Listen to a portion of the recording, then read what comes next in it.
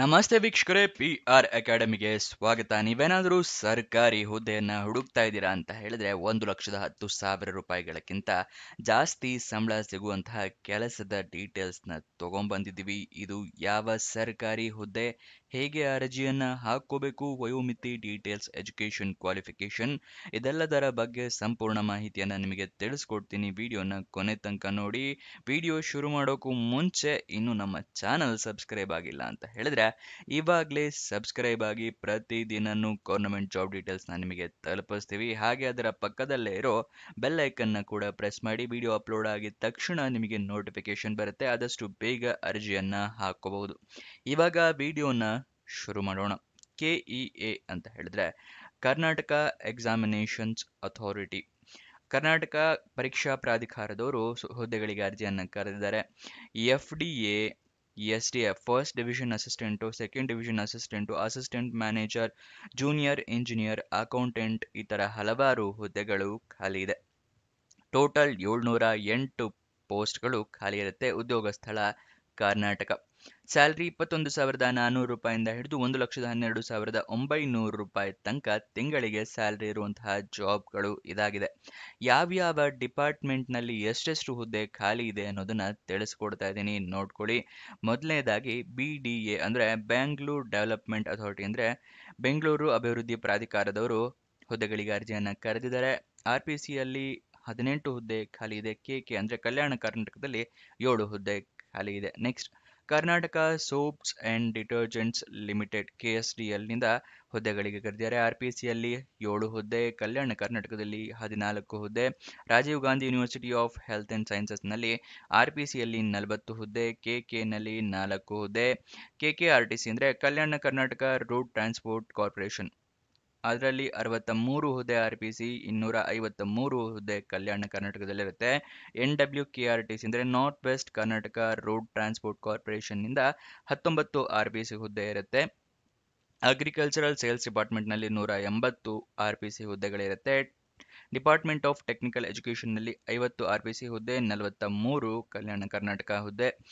Next department of school education pre ಗ್ರಾಜ್ಯುಯೇಷನ್ನಲ್ಲಿ 10 RPC ಹುದ್ದೆಗಳಿರುತ್ತೆ. Total 387 RPC ಹುದ್ದೆ, 321 ಕಲ್ಯಾಣ ಕರ್ನಾಟಕ ಹುದ್ದೆಗಳು ಖಾಲಿ ಇದೆ. ಟೋಟಲ್ ಮುಂಚೆನೇ ತಿಳಿಸಿದ ಹಾಗೆ 708 ಹುದ್ದೆ ಖಾಲಿ ಇದೆ.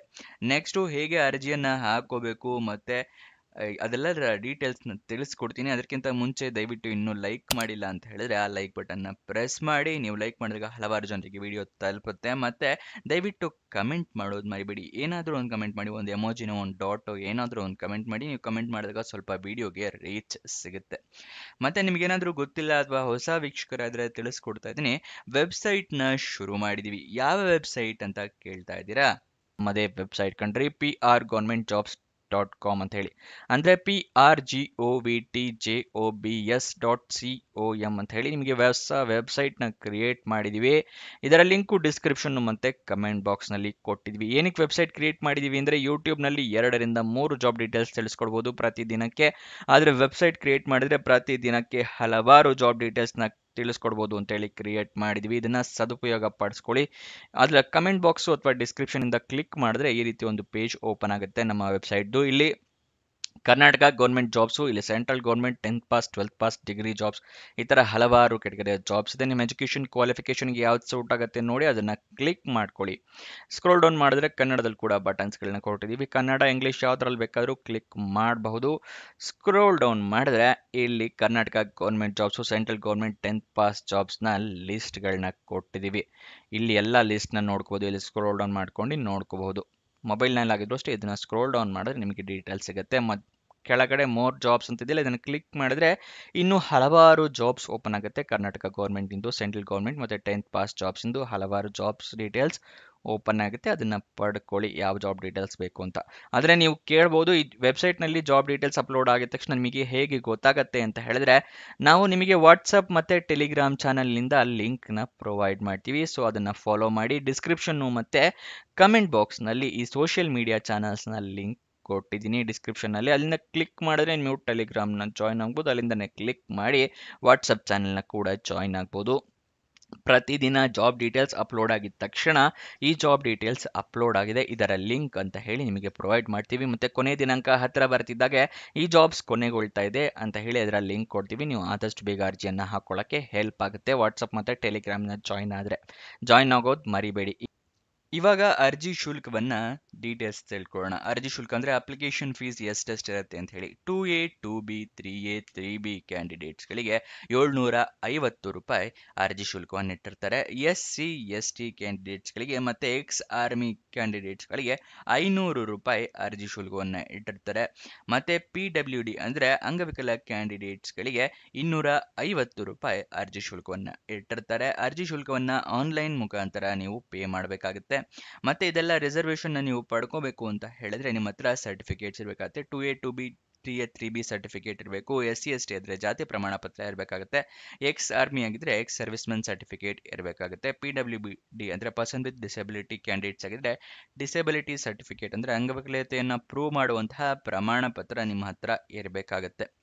ನೆಕ್ಸ್ಟ್ ಸೆಲೆಕ್ಷನ್ ಪ್ರೋಸೆಸ್ನ ವಿವರ ತಿಳ್ಕೊಳ್ಳೋದಾದ್ರೆ ರಿಟರ್ನ್ ಟೆಸ್ಟ್ ಇರುತ್ತೆ. OMR ಶೀಟ್ನಲ್ಲಿ ರಿಟರ್ನ್ ಟೆಸ್ಟ್ನ ಕೊಡ್ತಾರೆ. ಅದಾದ ನಂತರ ಡಾಕ್ಯುಮೆಂಟ್ ವೆರಿಫಿಕೇಶನ್ ಮಾಡ್ತಾರೆ.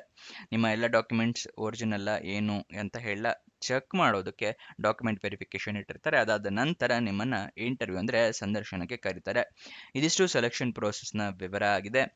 ನೆಕ್ಸ್ಟ್ ಅರ್ಜಿಯನ್ನ ಹೇಗೆ ಹಾಕೋಬೇಕು ಅಂತ ಹೇಳಿದ್ರೆ ನೀವು ಆನ್ಲೈನ್ ಮುಖಾಂತರ ಅರ್ಜಿಯನ್ನ ಹಾಕೋಬೇಕಾಗತ್ತೆ. ಈ ಆನ್ಲೈನ್ ಮುಖಾಂತರ ಅರ್ಜಿ ಹಾಕೊಳ್ಳೋಕ್ಕೂ ಮುಂಚೆ ನೋಟಿಫಿಕೇಶನ್ ಒಂದ್ಸಲ ಸಂಪೂರ್ಣವಾಗಿ ಓದ್ಕೊಳ್ಳಿ. ಏನೇನು ಎಲಿಜಿಬಿಲಿಟಿ ಕ್ರೈಟೀರಿಯಾ ಇದೆ, ಮತ್ತೆ ಇಲ್ಲಿ ರಿಟರ್ನ್ ಟೆಸ್ಟ್ ಅಂತ ಹೇಳಿದ್ನಲ್ಲ ಅದರಲ್ಲಿ ಏನೇನು ಸಿಲೆಬಸ್ ಇರುತ್ತೆ, ಹೇಗೆ ಪ್ರೊಸೀಜರು, ಎಷ್ಟೆಷ್ಟು ಮಾರ್ಕ್ಸ್ಗೆ, ಇದೆಲ್ಲದರ ವಿವರ ನೀವು ನೋಟಿಫಿಕೇಶನ್ ಅಲ್ಲಿ ತಿಳ್ಕೊಬಹುದು. ಎಕ್ಸಾಮಿನೇಷನ್ಗೆಲ್ಲ ಪ್ರಿಪೇರ್ ಕೂಡ ಆಗಬಹುದು. ಮತ್ತೆ ಅಪ್ಲಿಕೇಶನ್ ಹಾಕೋಕ್ಕೂ ಕೂಡ ಅಲ್ಲೂ ಇನ್ಸ್ಟ್ರಕ್ಷನ್ ಕೂಡ ಕೊಟ್ಟಿರ್ತಾರೆ ಹೇಗೆ ಅಪ್ಲಿಕೇಶನ್ ಹಾಕೋಬೇಕು ಅಂತ. ಅದನ್ನ ಸಂಪೂರ್ಣವಾಗಿ ಓದ್ಕೊಳ್ಳಿ. ಅದನ್ನ ಡೌನ್ಲೋಡ್ ಮಾಡೋದು ಕೂಡ ಇದೇ ವಿಡಿಯೋದಲ್ಲಿ ನಿಮಗೆ ಮುಂದೆ ತಿಳಿಸ್ಕೊಡ್ತೀವಿ. ಆನ್ಲೈನ್ ಅಪ್ಲಿಕೇಶನ್ನಲ್ಲಿ ನಿಮ್ಮ ಇಮೇಲ್ ID ಮತ್ತು ಮೊಬೈಲ್ ನಂಬರ್ನ ಕರೆಕ್ಟಾಗಿ ಕೊಡಿ. ನಿಮ್ಗೇನಾದರೂ ಜಾಬ್ ಸಿಕ್ಕರೆ ಇಮೇಲ್ ಅಥವಾ SMS ಮೂಲಕ ನಿಮಗೆ ಸುದ್ದಿಯನ್ನು ತಲುಪಿಸ್ತಾರೆ, ಅದಕ್ಕೋಸ್ಕರ. ನೆಕ್ಸ್ಟ್ ಆನ್ಲೈನ್ ಅಪ್ಲಿಕೇಶನ್ ಹಾಕೋಕ್ಕಿಂತ ಮುಂಚೆ ಎಲ್ಲ ಡಾಕ್ಯುಮೆಂಟ್ಸ್ನ ಸ್ಕ್ಯಾನ್ ಮಾಡಿ ಇಟ್ಕೊಳ್ಳಿ. ಇಲ್ಲ ಅಂತ ಹೇಳಿದ್ರೆ ಫೋಟೋ ತೊಗೊಂಡಿಟ್ಕೊಳ್ಳಿ. ಮೊಬೈಲ್ನಲ್ಲೇ ಅರ್ಜಿಯನ್ನು ಹಾಕ್ತೀರಾ ಅಂತ ಹೇಳಿದ್ರೆ ಆದರೆ ಎಲ್ಲ ಡಾಕ್ಯುಮೆಂಟ್ಸ್ ಕ್ಲಿಯರ್ ಆಗಿ ಕಾಣೋ ಥರ ನೀವು ಫೋಟೋ ತೊಗೊಂಡು ಇಟ್ಕೋಬೇಕಾಗುತ್ತೆ. ಅದನ್ನು ನೆನ್ಪಿಟ್ಕೊಳ್ಳಿ. ಯಾವ್ಯಾವ ಡಾಕ್ಯುಮೆಂಟ್ ಅಂತ ಹೇಳ್ತಾ ಇದ್ದೀನಿ. ಮೊದಲನೇದಾಗಿ ಎಜುಕೇಷನ್ ಕ್ವಾಲಿಫಿಕೇಷನ್ಗೆ ನಿಮ್ಮ ಸರ್ಟಿಫಿಕೇಟ್ಸು, ಮಾರ್ಕ್ಸ್ ಕಾರ್ಡ್ಸು ಎಲ್ಲ ಬೇಕಾಗುತ್ತೆ. ಅದನ್ನು ರೆಡಿ ಇಟ್ಕೊಳ್ಳಿ. ಅದಾದ ನಂತರ ನಿಮ್ಮ ಪಾಸ್ಪೋರ್ಟ್ ಸೈಜ್ ಫೋಟೋಗ್ರಾಫ್ ಬೇಕಾಗುತ್ತೆ. ಪಾಸ್ಪೋರ್ಟ್ ಸೈಜ್ ಫೋಟೋಗ್ರಾಫ್ ಅಂತ ರೀಸೆಂಟ್ ಪಾಸ್ಪೋರ್ಟ್ ಸೈಜ್ ಫೋಟೋಗ್ರಾಫ್ ಬೇಕಾಗುತ್ತೆ, ಗೊತ್ತಾಯ್ತಲ್ವಾ. ನೆಕ್ಸ್ಟ್ ನಿಮ್ಮ ಆಧಾರ್ ಕಾರ್ಡ್, ವೋಟರ್ ID ಅಥವಾ ಪಾನ್ ಕಾರ್ಡ್ ಅಂದರೆ ID ಪ್ರೂಫ್ ಬೇಕಾಗುತ್ತೆ. ನೆಕ್ಸ್ಟು ಎಲ್ಲ ಡಾಕ್ಯುಮೆಂಟ್ಸ್ನ ಸ್ಕ್ಯಾನ್ ಮಾಡಿ ಇಟ್ಕೊಳ್ಳಿ. ಅದೊಂದು ಏನಾದರೂ ಎಕ್ಸ್ಪೀರಿಯನ್ಸ್ ಇದ್ದರೆ ಎಕ್ಸ್ಪೀರಿಯನ್ಸ್ ಸರ್ಟಿಫಿಕೇಟು, ಮತ್ತು ಏಜ್ ಪ್ರೂಫಿಗೆ SLC ಮಾರ್ಕ್ಸ್ ಕಾರ್ಡ್ ಅಥವಾ ಡೇಟ್ ಆಫ್ ಬರ್ತ್ ಸರ್ಟಿಫಿಕೇಟ್ನ ಇಟ್ಕೊಂಡಿರಿ. ನೆಕ್ಸ್ಟು ಆನ್ಲೈನ್ ಅಪ್ಲಿಕೇಶನಲ್ಲಿ ಎಲ್ಲ ಡೀಟೇಲ್ಸ್ನ ಫಿಲಪ್ ಮಾಡಿ ಎಲ್ಲ ಅಕ್ಯುರೇಟ್ ಆಗಿದೆಯಾ ಅಂತ ಹೇಳಿ ಒಂದ್ಸಲ ಚೆಕ್ ಮಾಡಿ. ಎಲ್ಲ ಕರೆಕ್ಟಾಗಿರೋ ಡೀಟೇಲ್ಸ್ನ ಅಪ್ಲೋಡ್ ಮಾಡಿದ್ದೀರಾ ಅಂತ. ಇಲ್ಲ ಅಂತ ಹೇಳಿದ್ರೆ ಕರೆಕ್ಟ್ ತಿದ್ದುಪಡಿ ಮಾಡಿ ಅದಾದ ನಂತರ ಅಪ್ಲಿಕೇಶನ್ನ ಸಬ್ಮಿಟ್ ಮಾಡಿದ ನಂತರ ಅಪ್ಲಿಕೇಶನ್ ನಂಬರ್ ಅಥವಾ ರೆಫರೆನ್ಸ್ ನಂಬರ್ ಈ ಥರ ಏನಾದರೂ ಬಂದರೆ ಅದನ್ನು ಬರೆದಿಟ್ಕೊಳ್ಳಿ. ನಿಮ್ಮ ಫ್ಯೂಚರ್ ರೆಫರೆನ್ಸ್ಗೆ ಅದು ಬೇಕಾಗುತ್ತೆ. ಅಪ್ಲಿಕೇಶನ್ ಓಪನ್ ಆಗಿದ್ದ ದಿನಾಂಕ 9 ಅಕ್ಟೋಬರ್ 2025. ಕೊನೆಯ ದಿನಾಂಕ 10 ನವೆಂಬರ್ 2025 ತನಕ ಕಾಲಾವಕಾಶವನ್ನು ಕೊಟ್ಟಿದ್ದಾರೆ. ಇದು HK ಅವರಿಗೆ NHK ಅವರಿಗೆ 1 ನವೆಂಬರ್ ತನಕ ಕಾಲಾವಕಾಶವನ್ನು ಕೊಟ್ಟಿದ್ದಾರೆ. ನೋಡ್ಕೊಂಡು ನೀವು ಯಾವ ಕ್ಯಾಟಗರಿ ಬಿಲಾಂಗ್ ಆಗ್ತೀರಾ ಅಂತ ನೋಡ್ಕೊಂಡು ಅರ್ಜಿಯನ್ನು ಹಾಕೊಳ್ಳಿ. ನೆಕ್ಸ್ಟ್ ಅಪ್ಲಿಕೇಶನ್ ಫೀಸ್ನ ಪೇ ಮಾಡೋದಕ್ಕೆ ಕೊನೆಯ ದಿನಾಂಕ 11 ನವೆಂಬರ್ 2025 ಇರುತ್ತೆ. ನೋಟಿಫಿಕೇಶನ್ ಡೌನ್ಲೋಡ್ ಮಾಡೋದು ತಿಳಿಸ್ಕೊಡ್ತೀನಿ ಅಂತ ಹೇಳಿದೆ, ಅದನ್ನು ತಿಳಿಸ್ಕೊಡ್ತಾ ಇದ್ದೀನಿ. ಇಲ್ಲಿ ನಾನು ನಿಮಗೆ ಡಿಸ್ಕ್ರಿಪ್ಷನ್ನು ಮತ್ತು ಕಮೆಂಟ್ ಬಾಕ್ಸ್ನಲ್ಲಿ ಎರಡನೇ ಲಿಂಕನ್ನು ಕ್ಲಿಕ್ ಮಾಡಿದರೆ ಈ KEA ಅಂದರೆ ಹಲವಾರು ಡಿಪಾರ್ಟ್ಮೆಂಟ್ನಲ್ಲಿ ಜಾಬ್ಸ್ ಇದೆಯಲ್ಲ ಅದು ಡೀಟೇಲ್ಸ್ ಎಲ್ಲ ಓಪನ್ ಆಗುತ್ತೆ. ಸ್ಕ್ರೋಲ್ ಡೌನ್ ಮಾಡಿ ಫುಲ್ ಕೆಳಗಡೆ ಬಂದರೆ ಅಫಿಷಿಯಲ್ ನೋಟಿಫಿಕೇಶನ್ HK ಅಂತಿದೆಯಲ್ಲ ಅದನ್ನು ಕ್ಲಿಕ್ ಮಾಡಿ ನಿಮಗೆ ಇಲ್ಲಿ ಓಪನ್ ಆಗುತ್ತೆ. ಇಲ್ಲಿ ಎಲ್ಲ ಡೀಟೇಲ್ಸ್ನ ಕೂಡ ತಿಳ್ಕೊಬಹುದು. ಕನ್ನಡದಲ್ಲೇ ಕೊಟ್ಟಿರ್ತಾರೆ ಎಲ್ಲದನ್ನು ಅಷ್ಟೇ.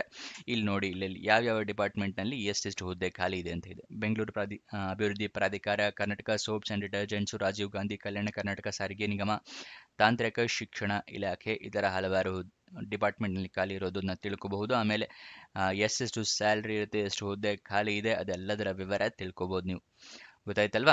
ನೆಕ್ಸ್ಟು ನಿಮಗೆ ಅದರ ಕೆಳಗಡೆನೆ NHK ಅಫಿಷಿಯಲ್ ನೋಟಿಫಿಕೇಶನ್ ಇದೆ, ಅದನ್ನು ಕೂಡ ಕ್ಲಿಕ್ ಮಾಡಿದ್ರೆ ಇಲ್ಲೂ ಅಷ್ಟೇ ಯಾವ್ಯಾವ ಡಿಪಾರ್ಟ್ಮೆಂಟ್ನಲ್ಲಿ ಎಷ್ಟೆಷ್ಟು ಹುದ್ದೆ ಖಾಲಿ ಇದೆ ಅನ್ನೋದನ್ನು ತಿಳ್ಕೊಬಹುದು. ಗೊತ್ತಾಯ್ತಲ್ವಾ? ಇದಿಷ್ಟನ್ನು ತಿಳ್ಕೊಂಡು ಯಾವ್ಯಾವ ಹುದ್ದೆಗೆ ಏನೇನು ಸ್ಯಾಲ್ರಿ ಇರುತ್ತೆ, ಅದ್ರ ಕೆಳಗಡೆ ಏನೇನು ಪರೀಕ್ಷೆ ಇರುತ್ತೆ, ಏನೇನು ಎಜುಕೇಷನ್ ಕ್ವಾಲಿಫಿಕೇಷನ್ ಇರಬೇಕು, ಎಲ್ಲದನ್ನು ತಿಳ್ಕೋಬಹುದು ನೀವು. ಗೊತ್ತಾಯ್ತಲ್ವಾ? ನೆಕ್ಸ್ಟು ಶಾರ್ಟ್ ನೋಟಿಫಿಕೇಶನ್ ಕೂಡ ಇದೆ. ಒಂದೇ ಪೇಜ್ನಲ್ಲಿ ನಿಮಗೆ ಇದನ್ನು ಕ್ಲಿಕ್ ಹೇರ್ ಅಂತಿದೆಯಲ್ಲ, ಅದನ್ನು ಕ್ಲಿಕ್ ಮಾಡಿ ಶಾರ್ಟ್ ನೋಟಿಫಿಕೇಶನ್ ಜಸ್ಟ್ ಒಂದು ಪೇಜ್ನಲ್ಲಿ ಏನೇನು ಡೀಟೇಲ್ಸ್ ಅಂತ ಹೇಳಿ ಸಂಪೂರ್ಣವಾಗಿ ಕೊಟ್ಟಿದ್ದಾರೆ. ಇದನ್ನು ಜಸ್ಟ್ ರೆಫರೆನ್ಸಿಗೆ ಓದ್ಕೊಳ್ಳಿ, ಬಟ್ ನೀವು ಫುಲ್ ನೋಟಿಫಿಕೇಶನ್ ಓದ್ಕೊಳ್ಳೇಬೇಕಾಗತ್ತೆ. ಗೊತ್ತಾಯ್ತಲ್ವಾ? ನೆಕ್ಸ್ಟು ಅಪ್ಲಿಕೇಶನ್ ಅಪ್ಲೈ ಆನ್ಲೈನ್ ಅಂತ ಪಕ್ಕದಲ್ಲಿದೆಯಲ್ಲ, ಇದನ್ನು ಕ್ಲಿಕ್ ಮಾಡಿದ್ರೆ ನಿಮಗೆ ಅಪ್ಲಿಕೇಶನ್ ಓಪನ್ ಆಗುತ್ತೆ, ಆನ್ಲೈನ್ ಅಪ್ಲಿಕೇಶನ್. ಅಲ್ಲಿಂದ ನೀವು ಅರ್ಜಿಯನ್ನು ಹಾಕಬಹುದು. ನೆಕ್ಸ್ಟ್ ಅಫಿಷಿಯಲ್ ವೆಬ್ಸೈಟ್ ಅಡ್ರೆಸ್ ಬೇಕು ಅಂದರೆ cetonline.karnataka.gov.in ಇದು ಅಫಿಷಿಯಲ್ ವೆಬ್ಸೈಟ್ನ ಅಡ್ರೆಸ್ಸು. ಅಲ್ಲಿಂದ ಕೂಡ ನೀವು ಜಾಬ್ ಡೀಟೇಲ್ಸ್ನ ತಿಳ್ಕೋಬಹುದು. ನೆಕ್ಸ್ಟ್ ಇದಕ್ಕೆ ಏನೇನು ಎಜುಕೇಷನ್ ಕ್ವಾಲಿಫಿಕೇಷನ್ ಮಾಡಿರಬೇಕು ಮತ್ತು ವಯೋಮಿತಿ ಎರಡನ್ನು ತಿಳಿಸ್ಕೊಡ್ತಾ ಇದ್ದೀನಿ. ವಯೋಮಿತಿ ಮಿನಿಮಮ್ 18 ವರ್ಷ ಆಗಿರಬೇಕು, ಮ್ಯಾಕ್ಸಿಮಮ್ 38 ವರ್ಷದವರು ಕೂಡ ಅರ್ಜಿಯನ್ನು ಹಾಕಬಹುದು. ಆದರೆ ವಯೋಮಿತಿಯ ಸಡಿಲಿಕೆ ಕೊಟ್ಟಿದ್ದಾರೆ. ಯಾವ್ಯಾವ ಕ್ಯಾಟಗರಿ ಅಂತ ಹೇಳಿದರೆ 2A 2B 3A 3B ಕ್ಯಾಂಡಿಡೇಟ್ಸ್ಗಳಿಗೆ 3 ವರ್ಷದ ಸಡಿಲಿಕೆ, SC ST ಕ್ಯಾಂಡಿಡೇಟ್ಸ್ಗಳಿಗೆ 5 ವರ್ಷದ ಸಡಿಲಿಕೆಯನ್ನು ಕೊಟ್ಟಿದ್ದಾರೆ. ಇದನ್ನು ಪಡಿಬೇಕು ಅಂದರೂ ಕೂಡ ನಿಮ್ಮ ಹತ್ರ ಜಾತಿ ಪ್ರಮಾಣ ಪತ್ರ, 2A 2B 3A 3B ಪ್ರಮಾಣ ಪತ್ರವನ್ನು ರೆಡಿ ಇಟ್ಕೊಂಡಿರಬೇಕು. ಯಾರ್ಯಾರು ಅರ್ಜಿಯನ್ನು ಹಾಕಬಹುದು ಅಂದರೆ 10th 12th ಪಾಸ್ ಆದವರು, ITI, diploma, degree, BCom, BE, BTech ಇಂತಿಷ್ಟು ಎಜುಕೇಷನ್ ಕ್ವಾಲಿಫಿಕೇಷನ್ ಅವರಿಗೆ ಅರ್ಜಿಯನ್ನು ಕರೆದಿದ್ದಾರೆ. ಎಲ್ಲರೂ ಕೂಡ ಅರ್ಜಿಯನ್ನು ಹಾಕಬಹುದು. ಒಂದ್ಸಲ ನೋಟಿಫಿಕೇಶನ್ ನೋಡಿಕೊಂಡ್ರೆ ನಿಮಗೂ ಕೂಡ ಯಾವ್ಯಾವ ಹುದ್ದೆಗೆ ಏನೇನು ಎಜುಕೇಷನ್ ಕ್ವಾಲಿಫಿಕೇಷನ್ ಅಂತ ಸ್ಪೆಸಿಫಿಕ್ ಆಗಿ ತಿಳ್ಕೊಂಡ ನಂತರ ಅರ್ಜಿಯನ್ನು ಹಾಕ್ಕೊಳ್ಳಿ. ಇದಿಷ್ಟು ಈ ಜಾಬ್ನ ವಿವರ. ನಿಮಗೇನೇ ಡೌಟ್ಸ್ ಅಥವಾ ಕ್ವಶನ್ಸ್ ಇದ್ದರೆ ಕಮೆಂಟ್ ಬಾಕ್ಸ್ನಲ್ಲಿ ಕಮೆಂಟ್ ಮಾಡಿ. ಇನ್ನೊಂದು ಜಾಬ್ ವಿಡಿಯೋ ಜೊತೆ ಸಿಗೋಣ. ಬಾಯ್ ಬಾಯ್.